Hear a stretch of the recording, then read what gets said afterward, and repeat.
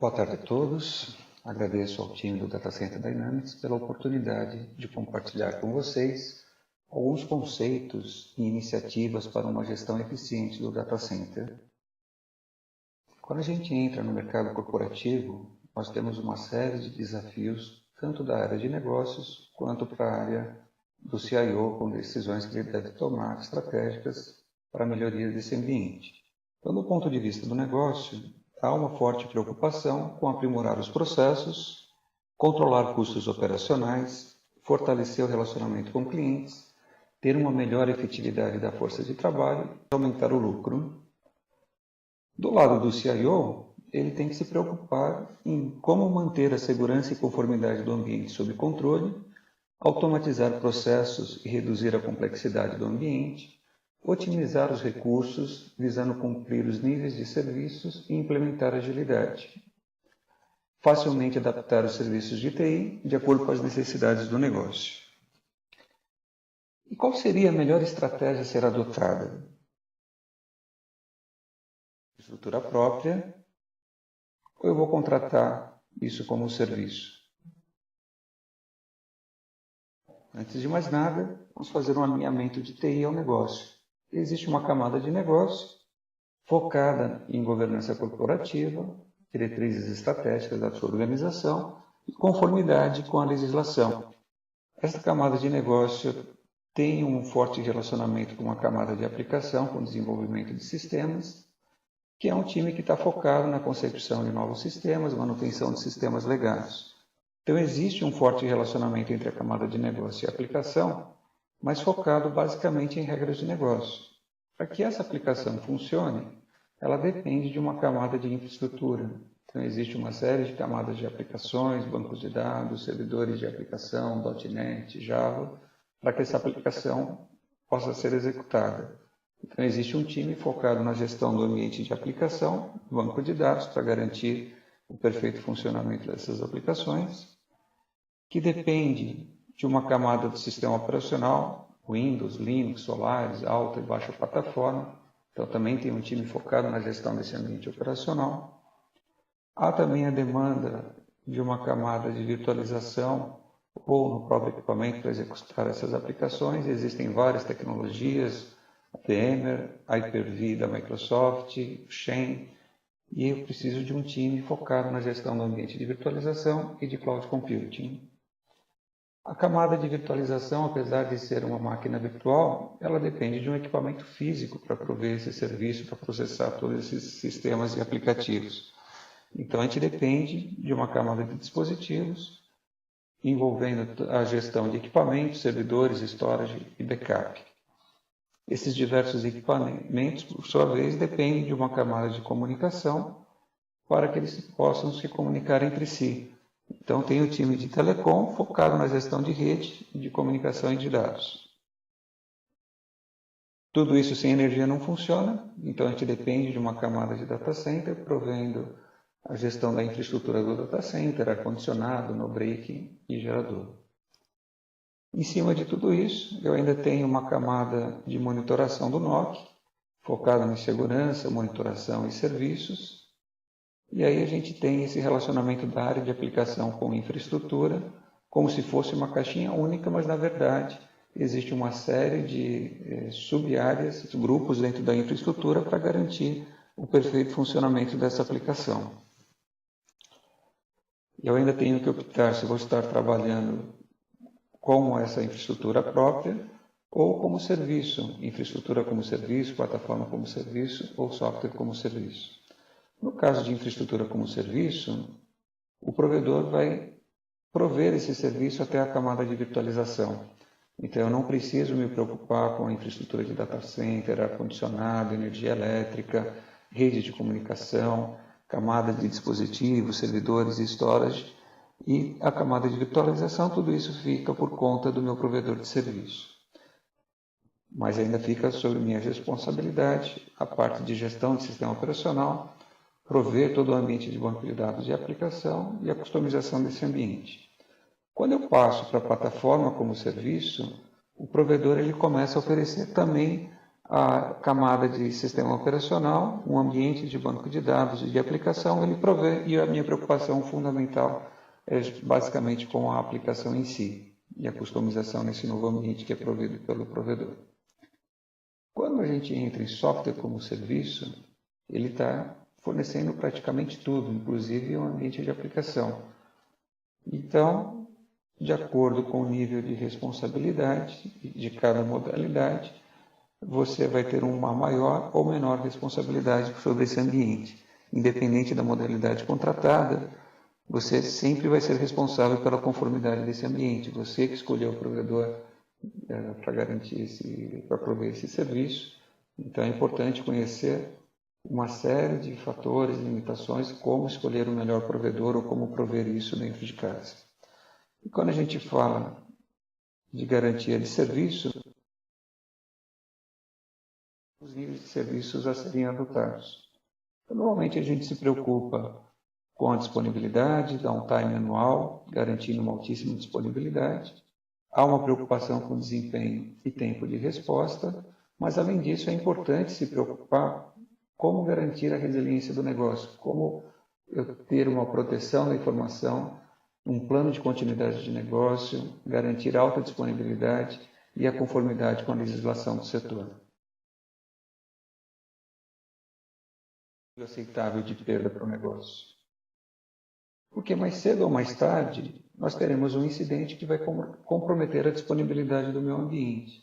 Quando esse incidente acontece, quanto tempo eu vou levar para recuperar esse ambiente? Então, existe um parâmetro, Recovery Time Object, que ele determina, seja através do meu contrato de SLA interno ou com o provedor de serviço, qual o tempo máximo para a recuperação desse ambiente.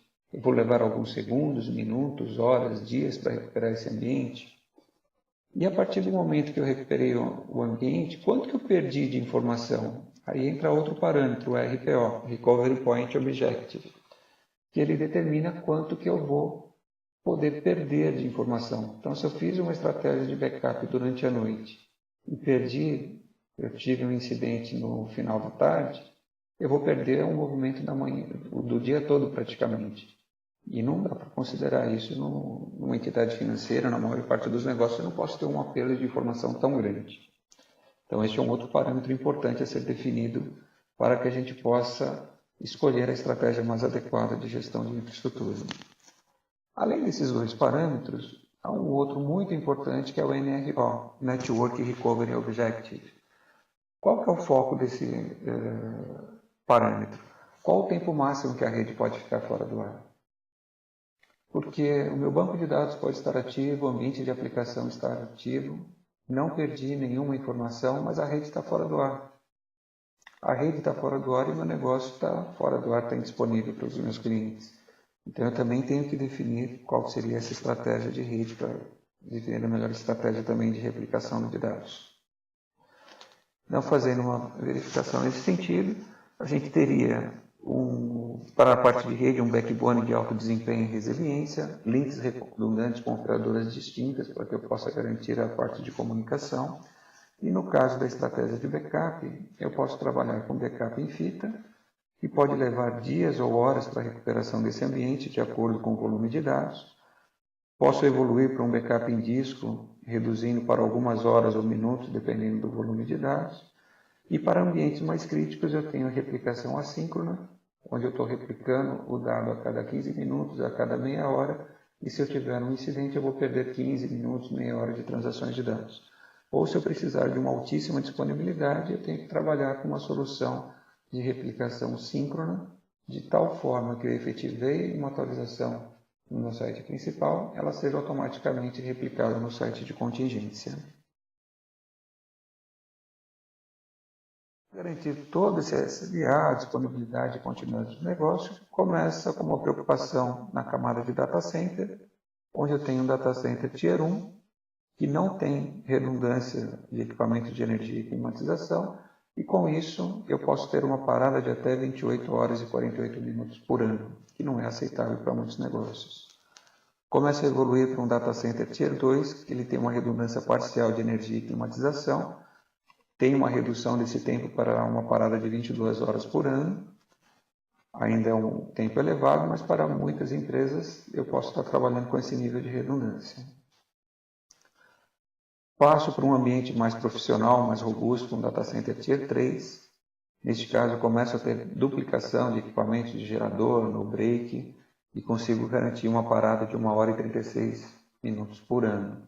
Só que no caso de uma eventual manutenção de um equipamento, numa falha desse equipamento eu estou fazendo reparo, e eu tiver um outro incidente com outro equipamento, o meu site ficará fora do ar. Então tem ainda um data center Tier 4, com altíssima disponibilidade, 2N mais 1, de tal forma que se eu tiver uma parada no equipamento, estou fazendo a manutenção nele e parar um outro equipamento, eu consigo permanecer com o meu data center ativo. Agora eu crio um data center de alta disponibilidade, Tier 4, e coloco um único equipamento para prover a minha aplicação. Este equipamento possui pontos únicos de falha, fontes de alimentação, discos que podem apresentar problemas, então ele consegue garantir no máximo 99% de disponibilidade, ou seja, uma parada de 87 horas e 36 minutos por ano. Para que eu possa ter uma melhor disponibilidade, eu começo a duplicar esses equipamentos no meu site principal, caindo de 87 para 8 horas e 45 minutos, duplicação dos equipamentos entre sites distintos, já cai para 52 minutos do meu tempo de disponibilidade, e para chegar naqueles 5 minutos de parada por ano de altíssima disponibilidade, eu tenho que replicar tanto os servidores quanto o ambiente de storage, e também dependo de uma camada de automação dos procedimentos para recuperação de desastre.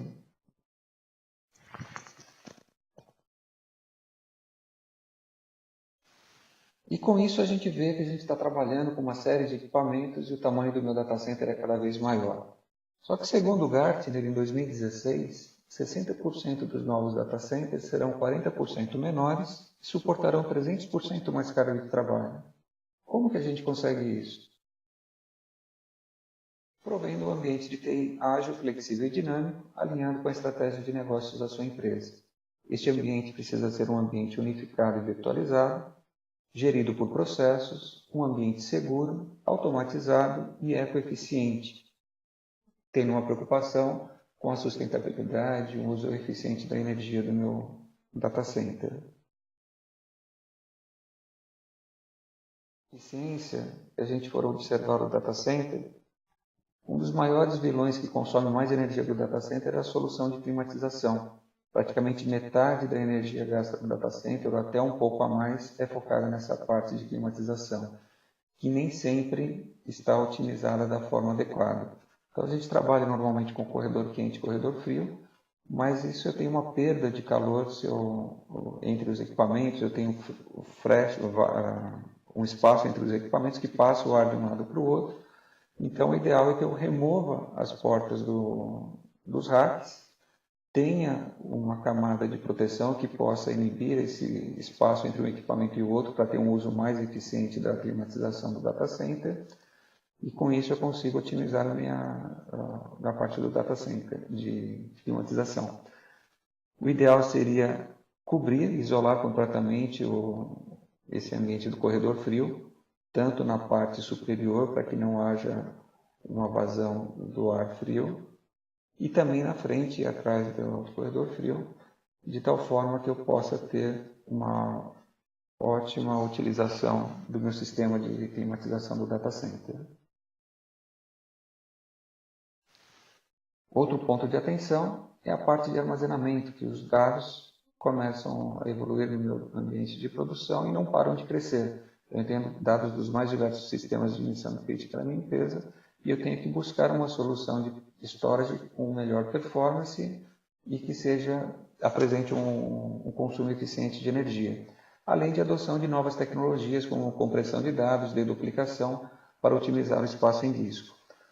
O provisionamento por demanda, de tal forma que eu não tenha aquele espaço pré-alocado sem uso, e a adoção de soluções de tierização de storage, que ele faz a realocação dinâmica dos dados de acordo com o uso entre discos de menor desempenho e de maior desempenho. Com isso, eu acabo tendo uma otimização do uso de storage. Quando a gente fala de tecnologia de storage, eu devo me preocupar também uma série de pontos de atenção na aquisição desses equipamentos. Quantos watts por terabyte que esse equipamento consome, qual o custo do gigabyte, uma redução do peso desse equipamento, melhorar o tempo de disponibilidade, a densidade, quantos terabytes por metro quadrado, e a eficiência energética, quanto BTU de climatização eu vou necessitar por terabyte de armazenamento. Então, fazendo um comparativo entre as tecnologias de discos convencionais mecânicos com os discos SSDs baseados em memória flash, eu consigo observar o seguinte: um disco convencional, do ponto de vista de eficiência energética, ele é capaz de armazenar 11,4 GB por watt de energia do meu data center, enquanto um disco SSD, 570 GB por watt. Então a gente já vê que a adoção de um disco SSD em relação a um disco mecânico, ele é muito mais performático em relação ao consumo de energia do que um disco convencional. Quando a gente fala sobre I/O, um disco mecânico ele consegue chegar a 43,1 I/Os por segundo por watt de energia elétrica, enquanto um disco SSD ele chega a 42.850 I/Os por segundo por watt. Do ponto de vista de densidade física, de tamanho, de espaço no data center, um disco convencional ele consegue ter um desempenho de 4,2 I/Os por segundo por polegada cúbica, enquanto um disco SSD chega a 1.250 I/Os por segundo por polegada cúbica. Da capacidade de armazenamento, eu tenho 1 GB por polegada cúbica no disco convencional e chego a 16 GB por polegada cúbica no disco SSD. Então, se a gente começa a verificar o consumo de energia, a capacidade de armazenamento, o tamanho do meu data center, um disco SSD ele é muito mais performático do que um disco convencional com componentes mecânicos que podem apresentar uma série de falhas e problemas de desempenho. Contudo, o valor do disco SSD ainda é muito elevado em relação ao disco convencional, então eu tenho que ter uma estratégia de adoção do disco SSD de acordo com a necessidade da aplicação. Aqui a gente tem uma matriz comparativa entre o disco SSD e o disco HD convencional, com outros fatores importantes para avaliação. E nós temos alguns discos convencionais, SSD, e tem discos híbridos, SSHD. Ele possui uma parte mecânica e também utiliza flash, memória flash como um cache do disco para ter um melhor desempenho. Fazendo uma analogia de desempenho, aqui eu tenho um comparativo com o disco SAS de banco de dados, um benchmark, utilizando o disco SAS para dados e para log. Então, com um disco SAS para dado e um disco SAS para log, eu consigo chegar a 60 transações por segundo. Utilizando um disco SSD de dados e um SSD para log, 439 transações por segundo, e um SSD para dados e um SAS para log, 436 transações por segundo. Então a gente percebe, fazendo um teste entre discos de dados e de log, alternando entre SSD e SAS, que o disco de log ele não tem um ganho significativo, pelo menos no MySQL, na troca de um disco ou de outro. Mas na parte de dados, que eu tenho um acesso mais intenso, o ganho é bem significativo entre um disco SAS e um disco SSD. Quando a gente começa a aumentar o número de discos, com 6 discos SAS, eu chego a 225 transações por segundo, enquanto com um disco SSD eu chego a 810 transações por segundo. Outro fator importante é o nível de RAID group de proteção, porque independente de ser um disco mecânico ou baseado em memória flash, é um equipamento adicional que eu tenho no data center, é um componente eletrônico que pode apresentar falhas. Então eu tenho que ter um mínimo de proteção desse componente para que eu não tenha perda de informação. Então eu posso estar trabalhando com um disco com um nível de proteção RAID 5, com disco de paridade, ou RAID 10, que seria o espelhamento, onde eu tenho um maior desempenho. No caso do RAID 5, como ele tem que calcular o dígito de paridade, eu chego a 656 transações por segundo, enquanto que no RAID 10, 810 transações por segundo.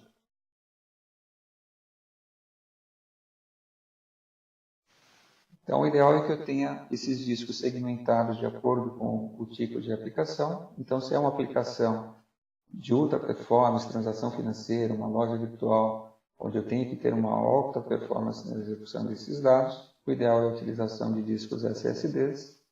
Para aplicações comerciais, data mining de alta performance, eu utilizo Fibre Channel ou disco SAS de 10K ou 15K RPM, ele tem um equilíbrio entre processamento e capacidade.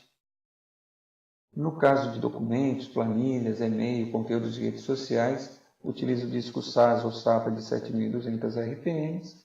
E na parte de backup, a utilização de fitas ou discos utilizando os conceitos de compactação e de deduplicação.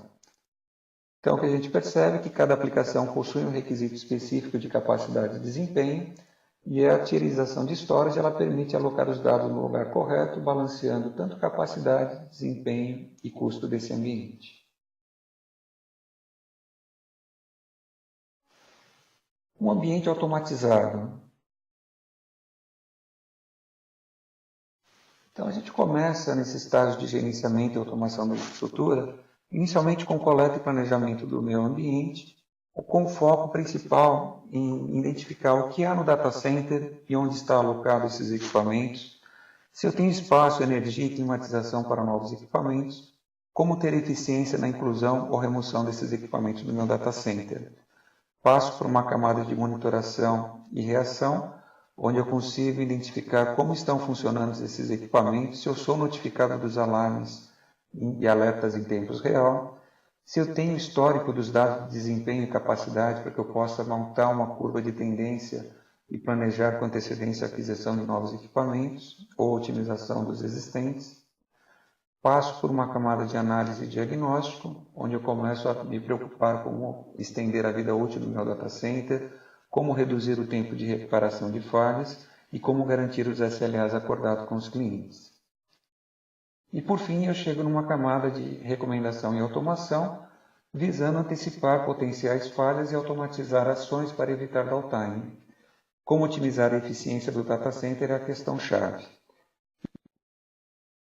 Que chega nas soluções de SIMS, que conseguem ter uma visualização completa do meu data center, onde estão alocados os equipamentos, como está o consumo de energia, como eu consigo otimizar isso, onde alocar um equipamento novo. Então, eu acabo tendo um desempenho superior utilizando as novas tecnologias de gerenciamento, tanto de infraestrutura integrada com o gerenciamento da camada de aplicação, do banco de dados e também na disponibilidade da aplicação em si. Um ambiente unificado e virtualizado, com inicialmente uma virtualização de processamento e memória, que já traz um ganho para a otimização do data center.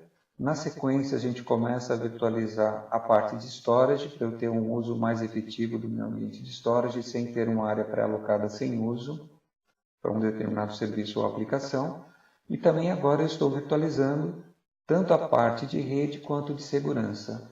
E adotando-se soluções de automação desse ambiente de gerenciamento, eu fico aderente ao conceito de data center definido como software, onde eu tenho uma otimização plena dos meus recursos de infraestrutura. Eu tenho a realocação dinâmica das máquinas virtuais de acordo com o uso e consumo de recursos, e com isso eu tenho um uso mais efetivo e inteligente do meu data center. Funciona.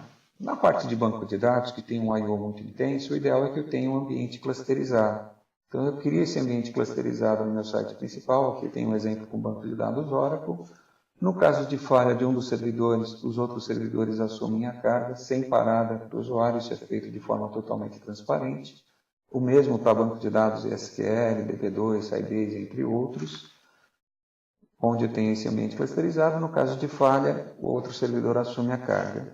Só que se eu tiver uma falha nos outros equipamentos, eu vou ter uma perda de informação. Então, eu crio um ambiente no site de contingência, um ambiente de storage equivalente, crio a estrutura de banco de dados Oracle, SQL, diversos bancos de dados que eu tenho na minha empresa, e faço a replicação entre os sites. No caso do Oracle, eu tenho a opção do Oracle Active Data Guard, de forma ativo e passiva, onde eu tenho o site principal trabalhando, e o de contingência só recebendo esses dados, ele não está no ar. e só preserva a informação. Existem soluções como o Oracle Golden Gate, que permite essa replicação ativa-ativa entre os dois data centers, mas nem todas as aplicações são compatíveis com essa solução. E tem um ambiente de Cloud Compute integrando o data center principal e de contingência. Então eu crio o pool de virtualização no site principal. Aqui é um exemplo com VMware, mas também pode ser feito com a parte do Microsoft Hyper-V, tanto no site principal quanto no data center de contingência. Utilizo o VMware vMotion para replicação e proteção dentro do site local. E entre sites utilizo o VMware Site Recovery Manager, que vai automatizar esse processo de mudança entre um site e outro. Então eu crio as máquinas virtuais no meu site principal e no site de contingência.